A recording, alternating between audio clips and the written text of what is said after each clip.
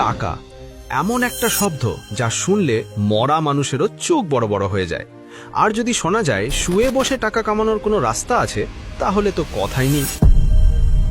আচ্ছা, আপনাকে যদি প্রশ্ন করি শেয়ার বাজার আসলে কি, একদল বলবেন ভাই ওটা তো একটা জুয়ার আড্ডা, গেলেই ফতুর। আরেক দল ফিসফিস করে বলবে আরে না, ওটা হলো টাকা ছাপানোর মেশিন, শুধু বুদ্ধি করে বোতাম টিপতে হয়। এখন সত্যিটা কি? কুদ্দুস মিয়ার মতো সব হারিয়ে রাস্তায় বসা, নাকি ওয়ারেন বাফেটের মতো হাজার কোটি টাকার মালিক হওয়া? আজকের ভিডিওতে আমরা শেয়ার বাজারের পেটের নাড়ি ভুড়ি সব বের করে ফেলব। আপনি যদি মনে করেন শেয়ার বাজার মানেই হলো লটারি, তাহলে আগামী কয়েকটি মিনিট আপনার জীবনের মোড় ঘুরিয়ে দিতে পারে। তাই পপকর্ন হাতে নিন আর নড়ে চড়ে বসুন, কারণ আজ আমরা শেয়ার বাজারের A to Z এমনভাবে শিখব যা আপনার দাদিমাও বুঝবে। আচ্ছা, গল্পের শুরুতে আমাদের বন্ধু মফিজের সাথে পরিচয় করিয়ে দিই। মফিজ একদিন চায়ের দোকানে শুনল তার পাড়ার বড় ভাই শেয়ার বাজারে 1 লাখ টাকা খাটিয়ে 3 দিনেই সেটা 2 লাখ করে ফেলেছে। মফিজের তো মাথায় তখন টাকার নেশা। সে ভাবল, ধুর, পড়াশোনা আর চাকরি করে কি হবে, তার চেয়ে বাবার পেনশনের টাকাটা শেয়ার বাজারে ঢেলে দিই, আগামী মাসে আমিই হব এলাকার নতুন চৌধুরী সাহেব। মফিজ কোনো আগা মাথা না ভেবেই, কিচ্ছু না জেনেই হুট করে টাকা লাগিয়ে দিল।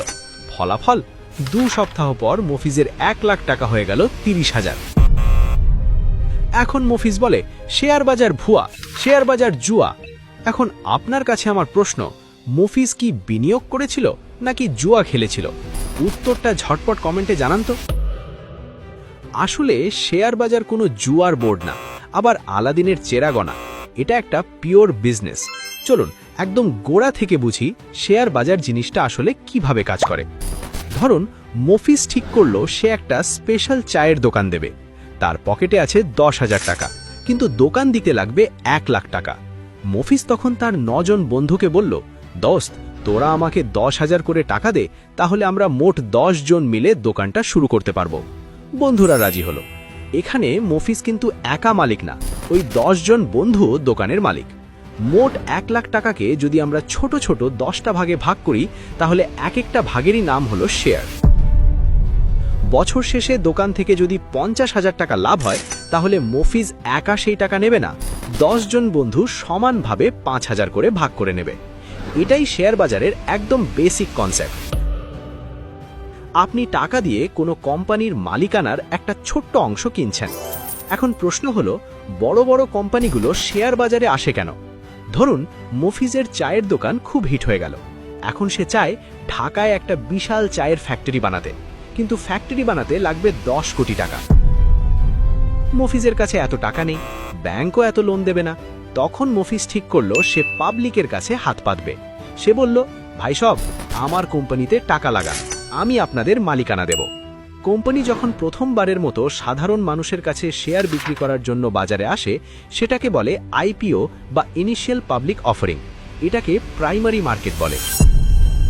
এখান থেকে শেয়ার কেনার মানে হলো আপনি সরাসরি মফিজের কোম্পানির পার্টনার হলেন। কিন্তু ভাই, আপনি যদি আজ শেয়ার কেনেন আর কাল আপনার টাকার দরকার হয়, তখন আপনি শেয়ারটা কার কাছে ফেরত দেবেন? মফিজের কাছে? না, মফিজ তো টাকা নিয়ে ফ্যাক্টরি বানাচ্ছে, সে টাকা ফেরত দিতে পারবে না। তখন আপনাকে যেতে হবে সেকেন্ডারি মার্কেটে বা স্টক এক্সচেঞ্জে, যেমন বাংলাদেশে Dhaka stock exchange. Stock exchange হলো একটা বিশাল বাজারের মতো। এখানে লক্ষ লক্ষ মানুষ শেয়ার কেনাবেচা করছে। আপনার টাকার দরকার হলে আপনি অন্য আরেকজন মানুষের কাছে আপনার শেয়ারটা বিক্রি করে দেবেন। এখানে কোম্পানি বা মফিজের কোনো হাত নেই। হাত বদলটা হচ্ছে আপনার আর আরেকজন ক্রেতার মধ্যে। এই কেনাবেচাটা যেখানে হয়, সেটাই হলো শেয়ার বাজার। আর এই কেনাবেচা করার জন্য আপনি তো সরাসরি এক্সচেঞ্জে গিয়ে চিৎকার করতে পারবেন না। আপনাকে যেতে হবে একজন ব্রোকারের কাছে। ব্রোকার হলো ঘটকের মতো। আপনি ব্রোকার হাউসে একটা BO অ্যাকাউন্ট খুলবেন। ব্যাংকে টাকা রাখতে যেমন অ্যাকাউন্ট লাগে, শেয়ার রাখতে লাগে BO অ্যাকাউন্ট। আপনি অ্যাপের মাধ্যমে বা ব্রোকারকে ফোন দিয়ে বলবেন শেয়ার কেনো, তারা কিনে দেবে। বলবেন বেচো, তারা বেচে দেবে। মাঝখান থেকে তারা সামান্য কিছু কমিশন নেবে। সিস্টেমটা একদম পানির মতো সহজ। এখন মফিজ তো শেয়ার বাজারে চলে এলো, কিন্তু শেয়ারের দাম বাড়ে বা কমে কেন, এটা বুঝতে রকেট সায়েন্টিস্ট হওয়া দরকার নেই। কাঁচা বাজারে ইলিশ মাছের কথা ভাবুন। বাজারে ইলিশ কম, কিন্তু কেনার জন্য মানুষ পাগল। তখন মাছের দাম কি হবে? হু হু করে বাড়বে। শেয়ার বাজারও তাই। যদি মফিজের কোম্পানি ভালো ব্যবসা করে, সবাই তখন মফিজের শেয়ার কিনতে চাইবে। কেনার লোক বেশি কিন্তু শেয়ার কম, তখনই শেয়ারের দাম রকেটের গতিতে ওপরে ওঠে। একে বলে বুল মার্কেট বা ষাঁড়ের গুঁতো। আবার উল্টোটা ভাবুন, মফিজের কোম্পানি লস করছে, কেউ ওই শেয়ার রাখতে চাইছে না, সবাই বিক্রি করে পালাতে চাইছে, তখন শেয়ারের দাম ধপাস করে পড়ে যাবে। একে বলে বিয়ার মার্কেট বা ভাল্লুকের থাবা। এখন আসল কথায় আসি, মানুষ কেন বলে শেয়ার বাজার জুয়া? কারণ আমাদের দেশের 90% মানুষ মফিজের প্রথম অবস্থার মতো। তারা কোম্পানি কি করে, তার ভবিষ্যৎ কি, লাভ কেমন, কিচ্ছু দেখে না। তারা দেখে ফেসবুকে রফিক ভাই বলেছে এই শেয়ারের দাম বাড়বে, ব্যাস হুমড়ি খেয়ে সেটা কেনা শুরু করে। এটাকে বিনিয়োগ বলে না, এটাকে বলে হুজুগে মাতাল হওয়া। আপনি যখন না জেনে না বুঝে লটারির মতো কোনো শেয়ার কিনবেন, তখন সেটা জুয়াই হবে। আর যখন কোম্পানির নারী নক্ষত্র জেনে টাকা খাটাবেন, তখন সেটা হবে বিজনেস। এই যে হুজুগে না পড়ে নিজের মনকে নিয়ন্ত্রণ করা, লোভ সংবরণ করা, এটা কিন্তু শেয়ার বাজারে টিকে থাকার মূল মন্ত্র। আসলে টাকার সাথে আমাদের মনের সম্পর্কটা কেমন হওয়া উচিত, কেন আমরা ভুল নির্ধারণ নিই, সেটা নিয়ে আমাদের টাকার সাইকোলজি নিয়ে দারুণ একটা ভিডিও আছে। ওপরের আই বাটনে ক্লিক করে সেটা দেখে আসতে পারেন। বিশ্বাস করুন, আপনার চিন্তাধারাই বদলে যাবে। এই ভিডিওটা শেষ করে অবশ্যই দেখে নেবেন। শেয়ার বাজার থেকে দুই ভাবে টাকা ইনকাম করা যায়। এক হলো ডিভিডেন্ড বা লাভ্যাংশ, মানে কোম্পানি বছর শেষে যে লাভ করে তার একটা অংশ আপনাকে ক্যাশ টাকা হিসেবে দেবে। আর দুই হলো ক্যাপিটাল গেইন বা মূলধনী লাভ। ধরুন আপনি 100 টাকায় একটা শেয়ার কিনলেন, এক বছর পর সেটার দাম হলো 150 টাকা, আপনি বিক্রি করে দিলেন, মাঝখান থেকে 50 টাকা লাভ। তবে দাঁড়ান, সব চকচকে জিনিস কিন্তু সোনা নয়। শেয়ার বাজারে নামার আগে আপনাকে দুই ধরনের অ্যানালিসিস বা বিশ্লেষণ শিখতে হবে। প্রথমটা হলো ফান্ডামেন্টাল অ্যানালিসিস। সহজ বাংলায় এটা হলো বিয়ের আগে পাত্র বা পাত্রীর বংশ পরিচয় আর ইনকাম সোর্স চেক করার মতো। আপনি একটা কোম্পানির শেয়ার কিনছেন, মানে তাকে বিয়ে করছেন। তো কোম্পানিটা আসলে কি করে, তাদের ম্যানেজমেন্টে কারা আছে, তারা কি আদৌ লাভ করছে নাকি সব ভুয়া, তাদের ঋণের বোঝা কত, এই সব কিছু দেখাটাই হলো ফান্ডামেন্টাল অ্যানালিসিস। এই অ্যানালিসিস আপনাকে বলবে কোন শেয়ারটা কিনবেন। দ্বিতীয়টা হলো টেকনিক্যাল অ্যানালিসিস। এটা হলো গ্রাফ বা চার্ট দেখা। ডাক্তার যেমন ইসিজি রিপোর্ট দেখে হার্টের অবস্থা বোঝে, আপনাকেও বুঝতে হবে শেয়ারের দাম এখন কমছে নাকি বাড়ছে। টেকনিক্যাল অ্যানালিসিস আপনাকে বলে দেবে কখন শেয়ারটা কিনবেন এবং কখন বিক্রি করবেন। আচ্ছা, আপনার কি মনে হয় শেয়ার বাজারে কি শুধু টাকাওয়ালা লোকেরাই লাভ করতে পারে? একদম না। শেয়ার বাজার হলো ধৈর্যের খেলা। এখানে যার ধৈর্য নেই, সে তার টাকা ধৈর্যশীল মানুষের পকেটে দিয়ে বাড়ি চলে যায়। চলুন একটা দেশি উদাহরণ দিই।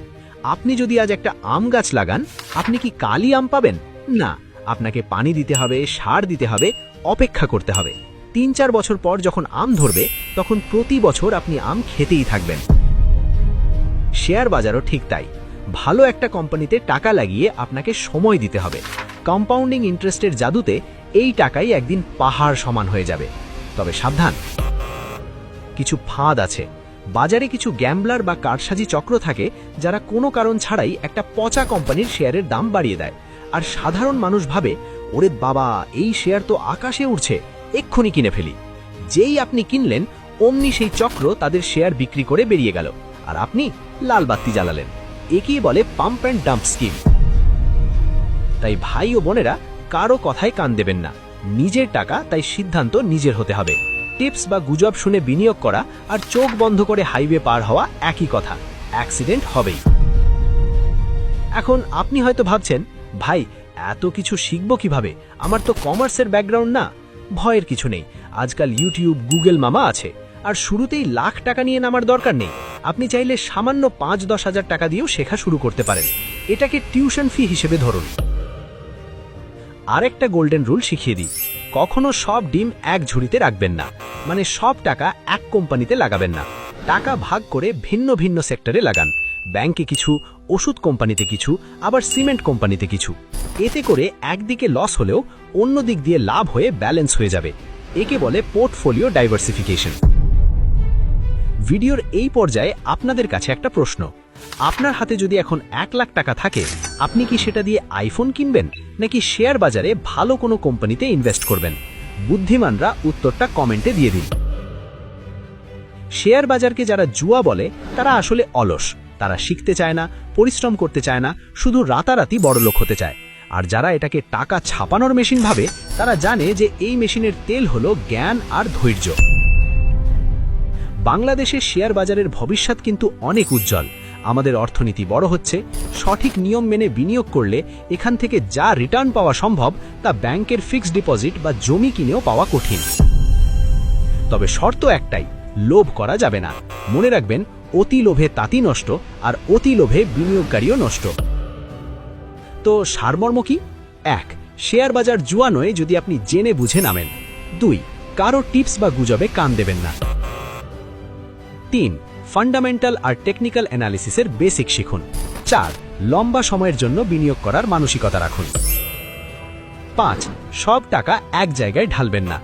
বন্ধুরা, আজকের এই ভিডিওটি যদি আপনার মাথার জট একটুও খুলতে পারে, তাহলেই আমাদের সার্থকতা। শেয়ার বাজার কোনো ভয়ের জায়গা না, এটা আপনার সম্পদ গড়ার একটা হাতিয়ার হতে পারে। শুধু দরকার একটু পড়াশোনা আর কমন সেন্স। মফিজ এখন আর হুজুগে শেয়ার কেনে না, সে এখন পড়াশোনা করে, কোম্পানি যাচাই করে, তারপর ইনভেস্ট করে। মফিজ এখন লাভের মুখ দেখছে। আপনিও কি মফিজের মতো স্মার্ট হতে চান, নাকি সেই পুরনো মফিজের মতো লস করে কানতে চান? সিদ্ধান্ত আপনার। এই ভিডিওটি বানাতে আমাদের অনেক গবেষণা করতে হয়েছে, যাতে কঠিন বিষয়গুলো একদম পানির মতো সহজ করে আপনাদের সামনে তুলে ধরতে পারি। যদি ভিডিওটি ভালো লাগে, একটা লাইক দিন, কারণ আপনার একটা লাইক আমাদের পরবর্তী ভিডিও বানাতে প্রচুর উৎসাহ দেয়। আর বন্ধুদের সাথে শেয়ার করুন, যাতে তারাও শেয়ার বাজার নিয়ে ভুল ধারণা থেকে বেরিয়ে আসতে পারে। আচ্ছা, আজকের তো বেসিক জানলাম। আপনারা কি জানতে চান যে কিভাবে ভালো শেয়ার খুঁজে বের করবেন বা টেকনিক্যাল অ্যানালিসিসের সহজ টেকনিকগুলো কি? যদি চান তাহলে কমেন্টে লিখুন পার্ট 2 চাই। আপনারা যত বেশি কমেন্ট করবেন, তত তাড়াতাড়ি আমরা ডিটেইলস ভিডিও নিয়ে আসব। তাহলে আজ এ পর্যন্তই, দেখা হবে পরের ভিডিওতে। ততক্ষণ পর্যন্ত পকেট ভর্তি টাকা থাকুক আর মাথায় থাকুক বুদ্ধি। আল্লাহ হাফেজ।